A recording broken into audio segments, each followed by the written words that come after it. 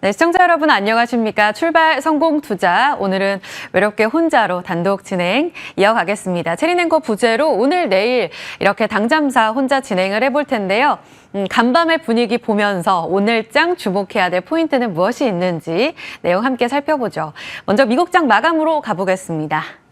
사실 이번 주는 내내 경계 심리가 계속 진행되고 있는데요. 그 안에서 3대 지수는 나란히 상승으로 거래 마쳤습니다.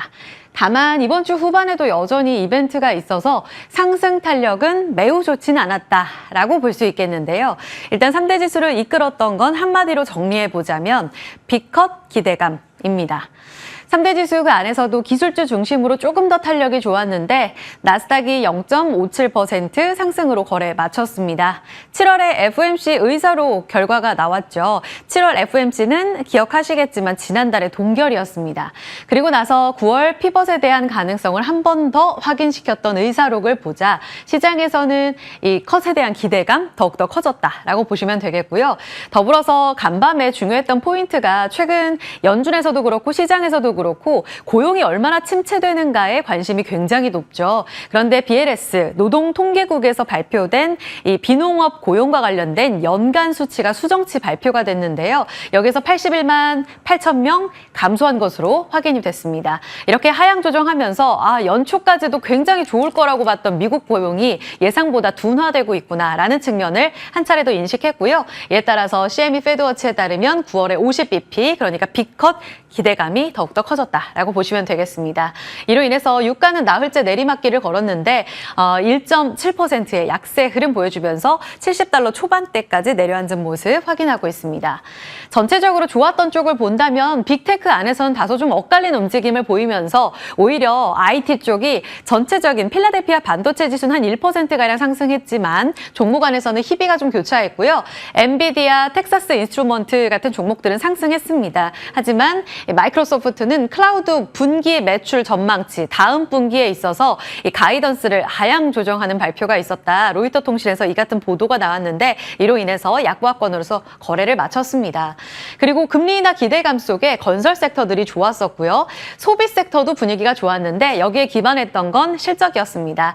TJX 그리고 월마트의 경쟁사인 타겟 모두 다 호실적을 기록하면서 보시다시피 11%, 6% 급등세를 보였고 이 안에서만 조금은 고가 라인이죠. 백화점주인 메이시스가 하락하는 모습을 보이면서 엇갈렸지만 소비자 섹터 전체적으로는 좋았다라는 측면을 볼 수 있습니다. 개별주로 봤을 때에도 타겟 좋았고요. 그리고 유리기판 관련주 국내 시장에서도 기대할 수 있을지 코닝이 상승으로 거래 마쳤습니다. 미지오 그러니까 미조증권에서 광섬유와 관련된 수요가 계속적으로 높다라는 이야기하면서 TP와 투자 의견을 나란히 상향 조정한 것이 배경이 됐습니다.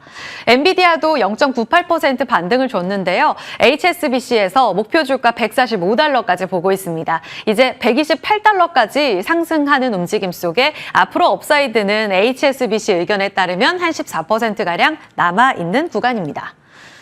글로벌 원샷을 통해서 한 판으로 정리를 해봤고 섹터 조금 더 핀비즈 맵으로 자세히 보시면요. 기술주가 조금 더 푸른빛을 띠면서 더 강한 그린라이트를 보여줬으면 좋았을 텐데 조금은 아쉽다라는 생각은 듭니다. 그래도 고른 상승을 나타냈다라는 데 좀 만족을 해봐야 될 것 같고요. S&P 500 11개 업종 가운데 9개 업종이 상승했습니다. 그리고 하락 업종도 보시면 낙폭이 미미합니다. 그러니까 전체적으로 괜찮았다, 좋았다라고 볼 수 있습니다. 원자재 섹터, 그리고 기초산업재, 경기 민감주, 소비 섹터 골고루 상승하는 모습을 보였고요.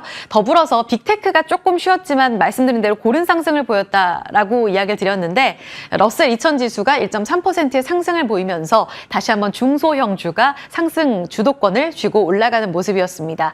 필라델피아 반도체 지수도 1% 넘게 올랐고요. 공포 탐욕 지수가 소폭 올랐습니다. 빅스 지수도 함께 상승하면서 금리 인하 기대감 속에 지수가 올랐지만 여전한 경계 심리가 있다. 이번 주에 있을 잭슨 홀 미팅 관련해서도 여전히 눈여겨보셔야 될 포인트가 있습니다. 일단 앞서 말씀드린 대로 빅컷이 간밤 미 3대 지수를 이끈 요인이었습니다. 라고 이야기를 드렸는데 그 배경을 결론으로 지어본다면 이렇습니다. 빅컷인데 그러면 그 배경이 경기 침체가 되어야만 빅컷이잖아요. 그런데 보니까 고용도 아주 악화는 아니다. 그리고 타겟과 TJX 호실적을 통해서 소비는 좋다는 걸 확인했다. 결국 소비는 좋고 고용은 서서히 약화되는 중이라는 측면에서 시장이 기대했던 그 범주 안에 들어왔다라는 것이 시장의 상승 기대감을 높였습니다.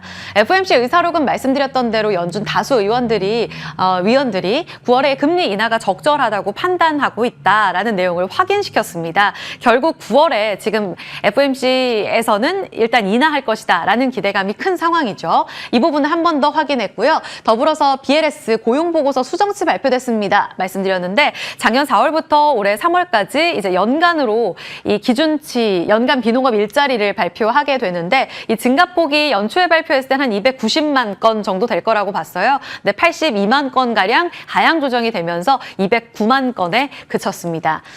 그러니까 지난해부터 연초 고용까지 미국은 고용이 굉장히 탄탄하다, 강하다, 뜨겁다라는 표현이 있었는데 이 부분이 식고 있다는 것을 확인했습니다.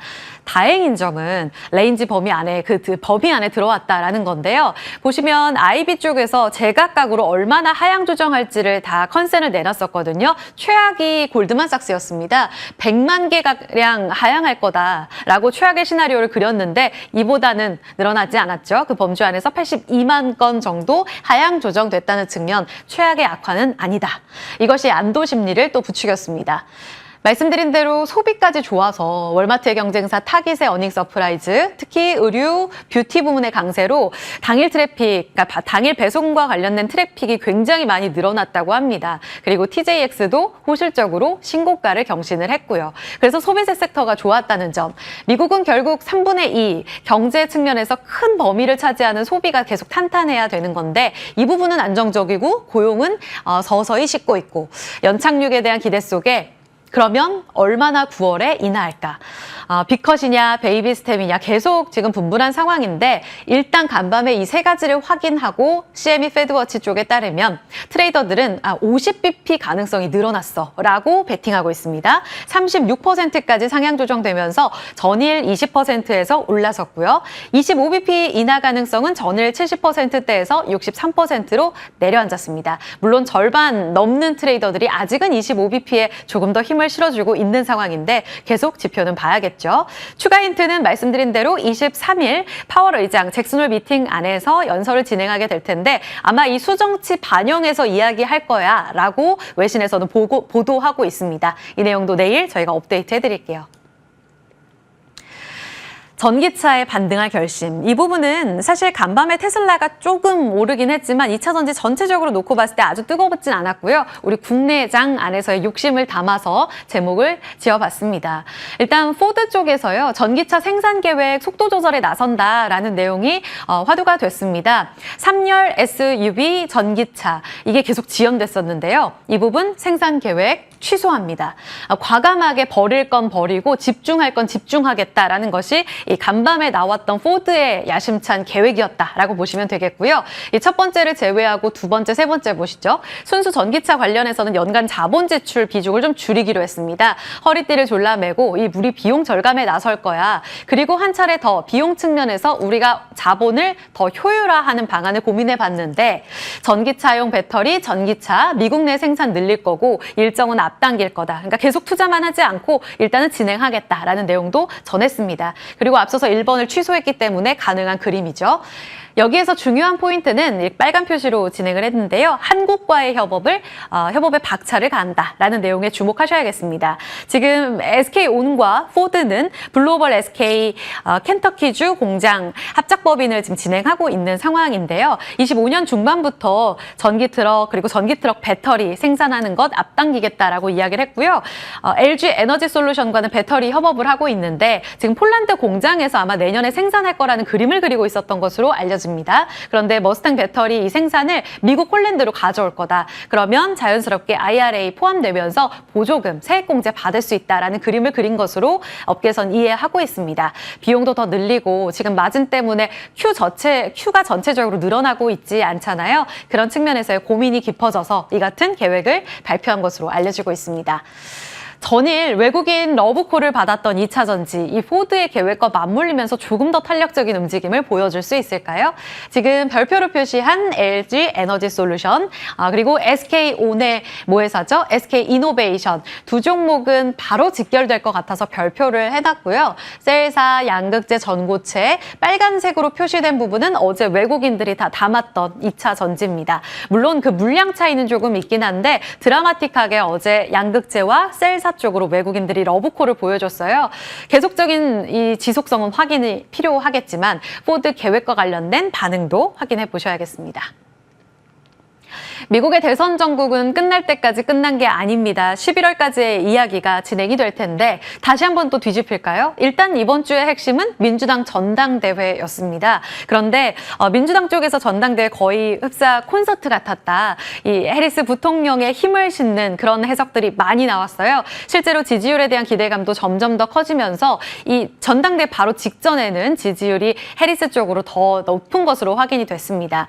그리고 어제 나왔던 내용은 오바마 부부가 이제 연설에 나섰는데 여기에서 굉장히 환호를 이끌어냈죠. 역시는 역시였다라는 이야기를 했습니다. 트럼프를 비아냥거리는 연설부터 시작해서 미국인의 희망이라는 키워드를 반복적으로 사용했습니다. 이 부분은 해리스 부통령의 지지율에 힘을 싣는 재료입니다. 그래서 최근에도 분위기가 좋았던 게 사실이죠. 그런데 의료용 대마, 신재생, 인프라, 헬스케어 최근 많이 반등을 줬습니다. 그런 국면에서 이 전국이 바뀔 만한 또 하나의 변수가 등장했는데요. 제3 후보였던 이 케네디 후보가 이번 주 중에 대선 도전 포기할 것 같다. ABC 뉴스에서 나온 속보인데요. 사실 이 얘기는 꾸준히 나왔습니다. 이 후보의 표심이 중요한 건 바이든, 트럼프, 박빙일 때 케네디 지지율이 한 10% 됐다고 합니다. 그렇기 때문에 여기서 제3 후보가 이제 포기할 경우 이 표심이 어디로 갈지, 그런데 많은 부분들이 트럼프 지지하는 쪽으로 갈 거다. 원래는 민주당 쪽이었었잖아요. 바뀌어서 이런 변심이 혹시 트럼프 쪽에 힘을 실는 건 아닐까 하는 추측들이 나오고 있어서 트럼프 트레이드로 다시 한번 힘 바뀔지 여부는 보셔야겠고요. 지금 고점에서 좀 쉬고 있는, 특히 지정학적 리스크가 완화되면서 조정받은 방산 눈여겨보셔야겠습니다. 미국 쪽에서 핵 전략 지침 수립 다시 바꿔서 발표를 했거든요. 이번 대선까지 방산과 관련된 이 보안 강화 쪽은 계속 눈여겨보자라는 이야기도 나오고 있습니다. 그리고 어제 우리 시장에서 우크라이나 재건 관련주가 상승 움직임을 나타냈는데요. 이쪽도 트럼프 트레이드로 볼 수가 있겠죠. 가격 변화 이어질지 체크가 필요하겠습니다. 자, 미국장은 여기서 좀 마무리를 짓고요. 어제 국내 증시로 가보겠습니다. 오늘 우리 시장은 이 미국 시장의 빅컷 기대감, 여기에 또 한 번 웃어줄 수 있을까요? 일단 어제 우리 시장을 보면 엇갈린 마감을 보여줬습니다. 코스피가 2,700선에 안착했지만 정말 힘겹다라는 생각이 들 정도로 겨우 턱걸이하는 모습이었고, 코스닥은 781선의 움직임 보여주고 있습니다. 엇갈린 움직임으로 2차 전지가 좋았음에도 불구하고 바이오주의 변동성으로 코스닥은 내리막길을 걸었습니다. 양시장의 온도차는 그 종목 장세의 표면적인 움직임을 단적으로 보여주는 예입니다. 환율의 변동성은 꾸준히 보셔야겠는데 어제 막판까지 봤을 때 소폭 오르는 모습을 보였고요. 외국인은 코스피 현물을 담았습니다. 선물 시장에서도 담는 모습이 확인이 되는데 그 물량은 보시다시피 굉장히 미미하죠. 수급적인 변동성을 감안하면서 이 3대 주체가 적극적으로 한쪽에 베팅하는 모습은 확인되지 않았습니다. 좋았던 쪽은 말씀드린 대로 코스닥의 이 하락을 좀 방어했던 2차 전지인데요. 셀사 쪽으로 본격적인 외국인의 수급이 유입됐습니다. 앞서서 포드 이야기를 전해드렸지만 사실 어제 우리 시장의 외국인들을 끌어당긴 2차 전지를 사게 했던 이유는 배터리 안전진단 관련한 내용으로 살펴보시면 되겠고, 사실상 전기차 화재 드디어 이제 셀사가 가장 큰 수혜일 텐데라는 측면으로 초반부터 이야기가 나왔는데 많은 테마를 돌고 돌아 어제는 2차 전지 쪽으로 셀사 쪽으로 수급이 유입됐습니다.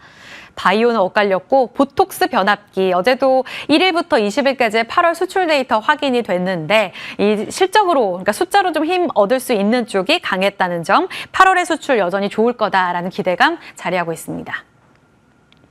말씀드린 이 미국의 빅컷 기대감, 침체 우려를 딛고 오히려 호재성 재료로 반응하는 모습이었습니다. 물론 앞서 보신 것처럼 상승 탄력이 너무 좋진 않았습니다. 그럼 우리는요, 2700선 안착했던 어제 시장에서 더 레벨업이 가능할 것인가? 우리 내부적인 이벤트도 있어서 이 부분은 확인이 필요합니다. 원달러 환율의 변동성. 지난 8월 20일에 당잠사에서 전해드렸어요. 8월 19일 갑작스레 시장이 빠지면서 도대체 무슨 일인가 하셨죠? 할 때 FX 시장의 변동성이 다시 한번 시장의 변수가 되고 있습니다. 라는 내용을 전해드렸습니다. 달러의 약세, 원화 강세, 엔화 강세 때문인데요. 오늘 다시 한번 원달러 환율의 움직임 변동성을 일으킬 재료, 금통위를 보셔야겠습니다. 일단 동결이 우세해요.